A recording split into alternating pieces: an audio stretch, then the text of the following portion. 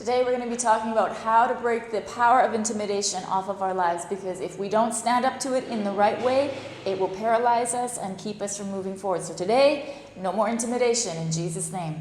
Great topic today, Becky, talking about intimidation. Yes. And the dangers of it. Yes. Because it'll stop you in your tracks. Yeah. I find, especially as a young man or woman in the ministry, like when we were younger, that intimidation was a huge thing. Right. To overcome that. Yeah. And in the Proverbs it says that the fear of man brings a snare. And so that puts us under a trap. Yeah. Right? A snare, something that puts us into a bondage. Yeah, that's right. And we don't want that. No. And then how do you get out of it? Like, I can remember when in the beginning of the ministry, there was a man who kind of was the founder or the instigator of this ministry back in the day. He was a missionary, kind of an independent guy. And anyway, he kind of was the one that suggested that we begin the whole ministry here. And then the Canadian board formed, and we kind of, became a Canadian mission organization. But he was always putting his intimidation over the top of it, telling us what to do and why we couldn't do this and why we couldn't do that, and you're not able to do this and you're not equipped to do that, and all of that kind of stuff. And it was really hard on us. And after the first year that we spent in Thailand putting the ministry together, the original children's home and all that kind of stuff, which was a tremendous miracle that came through tremendous sacrifice. Yeah.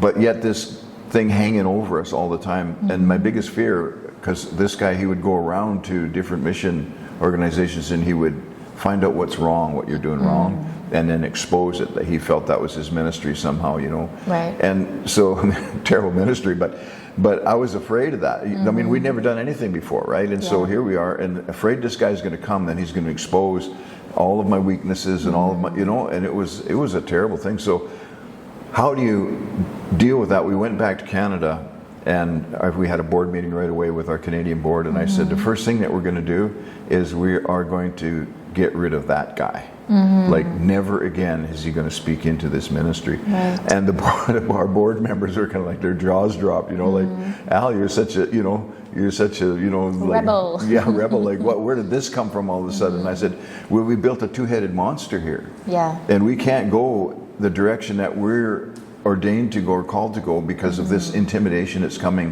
from this other direction. And so it was one of the best moves we made, stand up and say no. And I think that's the thing with intimidation, is the only way I've ever found to deal with it. I mean, you can pray, you can do all those kind of things, and at some point you have to stand up and say, no, I'm not intimidated. Yeah, that's right. And I think with intimidation, there's two sides of the coin, right? There's the person that uses intimidation, as the example that you gave, who uses it to control, to manipulate, to put the pressure on, put the screws to people. And then there's also the side of the person who's under it.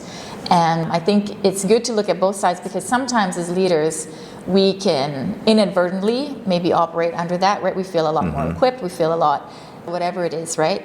And you mean well sometimes you don't, but in a lot of cases I think people really do mean well. But regardless of what your motive is, you have to be able to recognize when you're actually operating and you're putting pressure on people in the wrong way. So from the end of the person who is using intimidation as a tool, how would you be aware of it in your life? Like, what would be some of the signs that you look for? I don't know, but by examples that I've seen, that you ever become aware of it, honestly. Only when people stand up to you, maybe, hey? Yeah, maybe. But even at that, because I've stood up to, I can think of a number of intimidators that we've had in our lives over the years, and I've stood up to every one of them very strongly, but yet they're still intimidators. Right, yeah. Right? And so somehow that never seems to go away, and I think it's because it seems to me that an intimidator, a controller, believes that every one of us moves everything that we move through intimidation and control. Right.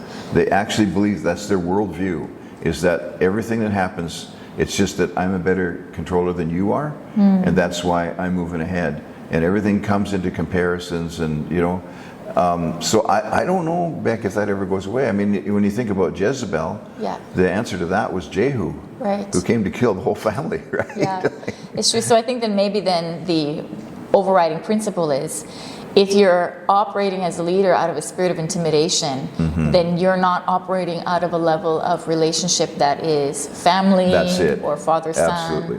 It always has to have a measure of control. I'm big, you're little, I'm Yeah. the boss, you're subservient to me. Boy, that's good, Beck, because I've noticed that when you think about that people that are really heavy on the intimidation side, they're intimidators or controllers, they don't have friends. It's Like true. they're lonely, and Yeah. they don't understand why, and it's a tough thing, and it's like not like you can tell them why, because they don't. Just, I don't know. There's a screw loose there, you know.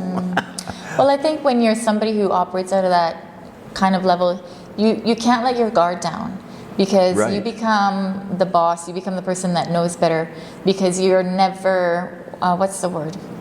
Like, you don't have to have accountability in your own life. Right. You Yep. can't be wrong. You have to always be the person that's got the one up on everybody else, you know. So it's probably really hard to be vulnerable, Right.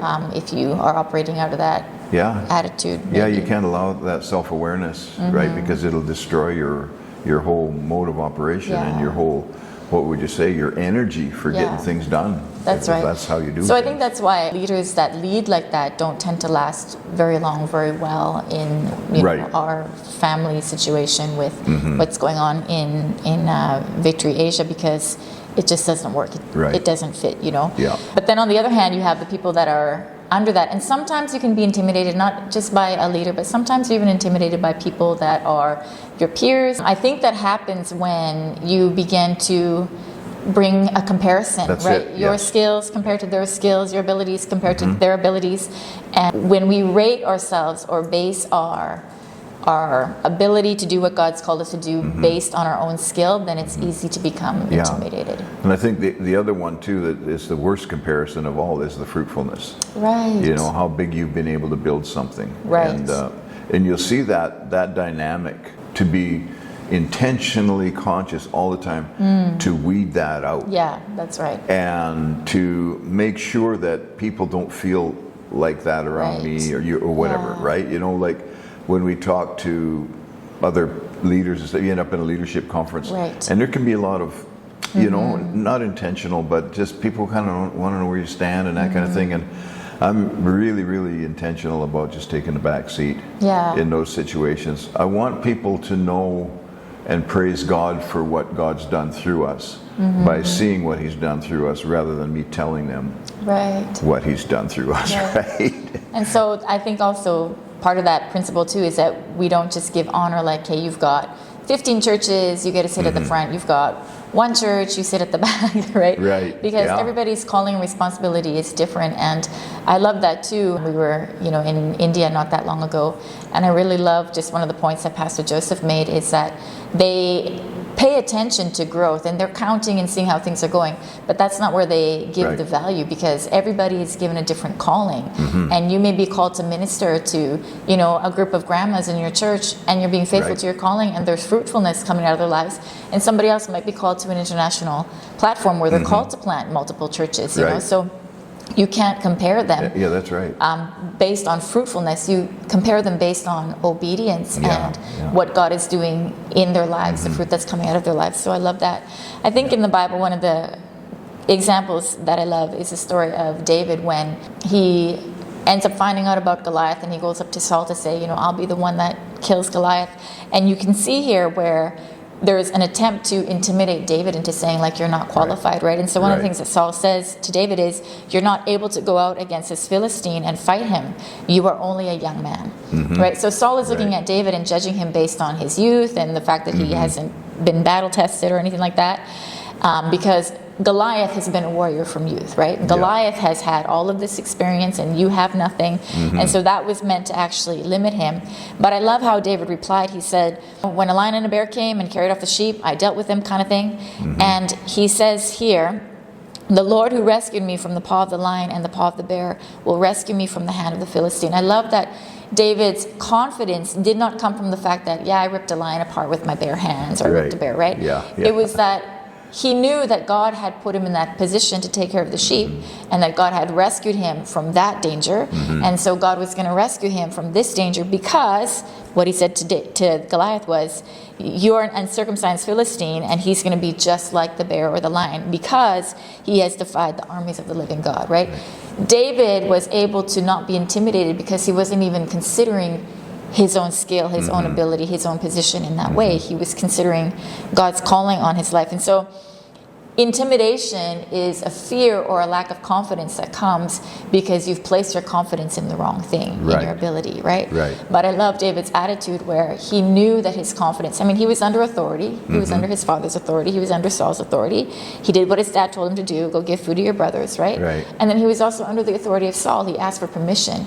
So when you are confident, it doesn't mean that you're rogue. It doesn't mean that you're, a superhero on your own.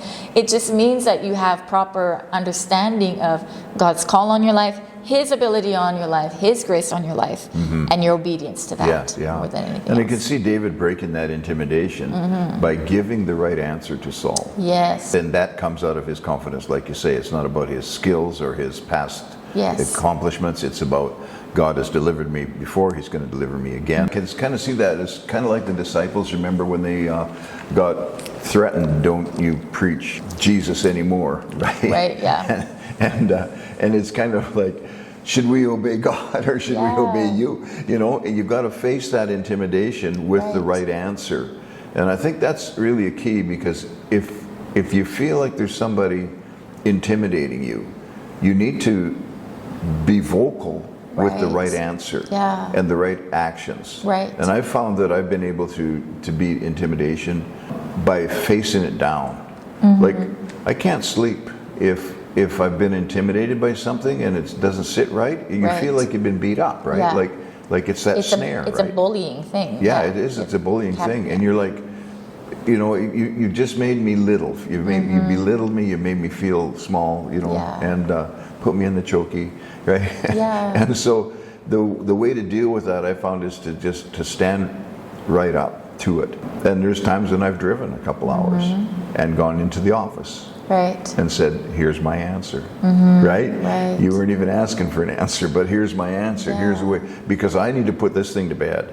I can't have that thing hanging over me. And if you try to intimidate me, you want to intimidate me, then I am going to make sure that I say no. Because that's the only way we're going to stop it. We can't talk people out of intimidating people. The only way we can stop it is that I have to stand up and say no. So the answer isn't trying to change the person who's intimidating you, their mind or their opinion about you or anything like that. It's that you no longer give them the opportunity to hold sway or weight over your response anymore, right? So then I think that's a really clear, like, for the leaders that are watching this today and are wondering, okay, maybe I'm in the situation where I feel like I'm stuck. Then you have to get an answer, but the answer is not to get somebody to see the way you do or be on your side, but you have to have the right answer to not allow them to put that pressure on you anymore, that you break that stronghold. And in fact, if your approach is to try to get them to change their mind, that's a result of intimidation. You're falling for it, right? You're under it, because the thing is, they won't change their mind, and even if you get some concession or whatever, that thing hasn't gone away. But I found that one thing is that when you stand up firmly against an intimidator, it's pretty well the end of it. Most people will know if they can't push you around, they'll stop. That's right. So you do it in such a way where you still honor the authority, you honor the person, you give them respect, and you honor the gift of God and the calling of God in their life, but you don't have to take that pressure. That's not yours to take. That's good. So when I think about the whole Jezebel thing, that God called Jehu to root that whole thing out. I mean, there's a couple of things that I noticed in that story, was that Ahab was the one that enabled Jezebel to be an intimidator. And how did he do that? He was a wimp. He wouldn't stand up. He wouldn't take care of his own business. Remember, he couldn't get the field that he wanted, and so he turned his face to the wall, and he's laying there sulking until she comes along and says, "Oh, my poor baby, what's the matter?" And he's like, "Oh, that Naboth, he made me mad. He wouldn't give me his garden, right?" And she's like, "Get up and eat. I'll go take care of him." Like, she's just like. So then Jehu is anointed, right, to take, because even Elijah ran for his life Yeah, from this that's true. Jezebel, right? And she was doing everything, running the nation. She was married to the king and running the nation. And I think too, that's one thing, is don't expect that the intimidators come from a place of low authority. Right. Yeah. They're usually in a that's true. place of high authority. Yeah. And because that's where they can use intimidation. And so that's a kind of a scary thing too. But the idea that that was rooted out. And to me, I take that personally in the sense that, you know what, Al, you need to root out Yeah, that's right. any influence of Jezebel in your life. Right. You do not, you just don't allow it. You don't succumb to it. You recognize it, you stand strong. Don't beat around the bush with it. You know, when they got rid of Jezebel, it was very clear cut, right? Throw her from the window. Yeah. The horses trampled her, Yes. right, until you couldn't recognize her. And Yeah. so to deal with those things very sternly, not in somebody else's life, but in our own life. Yeah, that's Say, right. you know what, I will not let a spirit of Jezebel intimidate me. Yeah, that's good. So then I think, as from the perspective of standing up to intimidation, then I think we have to just be aware of when we're being intimidated, right? So I think a lot of Yes. times the fruit of intimidation is you feel like your power is stripped away from you, right? Your voice is silenced. Yeah. Your ability to defend yourself or speak up or make a decision is kind of taken away. And so you don't see any way forward. Right. I think that's a big thing, because Jezebel is going to cut that off, cut off Right. your way forward. Yeah. Yeah. So then, as somebody, if you see that happening, then if you feel like you're being stopped, you're being hindered, I think the first thing that you got to do is recognize, how is that manifesting in my life, right? Is it that I feel like I can't move forward? Right. Is it that I feel like I can't speak, or that I can't make a decision? And then I think, like you said, you have to have a word, but then you have to actually operate in the opposite spirit of that, That's right? right. So Yeah. if the feeling is don't move forward, then you got to move That's it. forward, That's because right. then that's Yes. the Yeah. obvious strategy of the enemy, right? Yeah. If the feeling is you can't speak, you no longer have a voice, or you don't have a platform, well, then that's when you need to speak. and have a Exactly, that's platform. it, exactly, Becky. So if you feel like an intimidator, and that's one of the things that they try to do, is to keep you quiet, right? Like, I don't want you coming around here making a noise. I want you to just stay in your place. Well, that's when you're going to see me face to face, Yeah. right? Yeah. Because that's how you're going to deal with it. Like you say, it's Yeah. not only just to declare the right things and have the right answer, but you've got to act on it and do that. And like I say, there's times when I've gotten in the car and driven, Yeah. you know, to go see somebody and say, you know what, I'm not going to be swayed by this. And Yeah. there's other times when I've had to walk into an office and say, no, I'm not going to do Yeah. that. The intimidator is not going to come looking for you to straighten this out. Right. They got you where they want Yeah. you.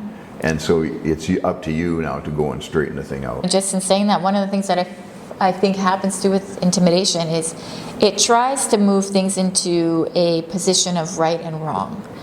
And it's actually not about right and wrong. It's actually about, like, moving in obedience to what it is that God's called you to do. And like, I remember one time getting some criticism about worship, and as a result of that, the feeling that I almost got was it was wrong the way that I was leading worship. Right. And then the result of that was that worship nights actually were shut down for a very long period of time, Right, remember? right, And then after a while we were just like, why aren't we doing Yeah. worship nights anymore? And then it came back to that root where, because somebody brought some criticism, I took it as right and wrong Right, thing, yeah, right? yeah. And so you just have to be able to have the discernment to be like, it's not about right and wrong. It's not about justifying yourself. It's not about any of that stuff. It's what has God called you to do, and are you doing it in Yeah. obedience? And Yeah. so we got to keep our peace, but we got to respond. Intimidation will never go away because you ignore it. You actually Right. have to That's respond to it. That's it, yeah. Yeah, so then I think one of the verses that really comes to mind is, John chapter 10, verse 27, my sheep listen to my voice. I know them and they follow me, right? And I think one of the best ways to kind of just be aware of if you're being manipulated by intimidation is we've got to keep our heart and our ear attuned to the voice Yeah. of the Spirit. You got to be in the Word. You got to be in God's presence, because the Holy Spirit will reveal when something's coming at you that's actually not from Him. And I think just the obvious signs is anything that limits the gifts of God, the operation of God in your life is an intimidation thing, right? Anything that stops you from being a blessing to other people is going to be an intimidation. And it's funny because now you look at it and, you know, like the example I just gave, it's obvious that worship night is a wonderful thing. Yes. You should have never stopped it. But at the time, it brought confusion, right? Right, yeah. Like, it did, it's what I'm supposed to actually be doing. So, you know, we've got to, it's a spiritual thing, but we have to deal with it also in the physical realm by actually confronting it and dealing with it head on. Yeah, you've actually got to go kill Goliath. Yeah. Get Sometimes it's messy, but, you know, Jezebel was messy too. That's right. But you're not doing it to be messy, and how the other person responds, that's not your issue to take up, right? Yeah. We operate in peace, we operate in wisdom, but we operate in absolute boldness and confidence because we know what God's called us to do, and we're not going to be stopped. Yeah. And I think the message is that there is in no way or no fashion that any one of us is less than the other. Yeah. And that we can do what God has called us to do. Yes. Bigger and better than we can even think or imagine. Yeah. And then anything that wants to intimidate us, a lot of times it's just our own failures, our own thoughts too that can intimidate us. Our own insecurities. Yeah, right? our own insecurity. And we need to rise above that and say, you know what, there's no reason. Yeah. And it takes a while to figure that out, right? Especially as a young minister or whatever, somebody aspiring to do whatever field that you're in, right? Yeah. To realize that, well, maybe your guitar playing isn't perfect, but it's that's moving where you people. start. Yeah, that's right. And I think too, even for guys that have been in spaces for a while, you know, we don't have to be intimidated by new talent, new ideas, you know, new perspectives. I think sometimes that can be intimidating because I as a leader didn't think of that. You know, it doesn't diminish your ability to lead. You're a good leader because you recognize it and you call it out in other people's lives instead of hindering it. Yeah, that's right. So another thing, Becky, just the way that I've dealt with it sometimes in my own life is to do things that are a little out of the box. Right. You know, I mean, remember when we did the 300-year plan, right? Then we acted out the service with, and I was Paul the Apostle. Yes. I hate stuff like that. That's funny. But it's good for me. Yeah. You know, like do something that's out of the box, man. Like, don't take yourself so seriously. Right? Don't take yourself so seriously, and leave room if people want to laugh a little bit about you or what, that's fine, right? Because we're not intimidated. That's right. And we're not doing this for us, right? Yes. But and so that's the thing too. I think that intimidation stops us from doing anything. We imagine ourselves doing things and then shut it down. Right. Right. But we shouldn't, because there's some God in there, some release in there that God wants to do. So that's right. Yeah. Don't be intimidated. And be a little wild. Yeah. Right.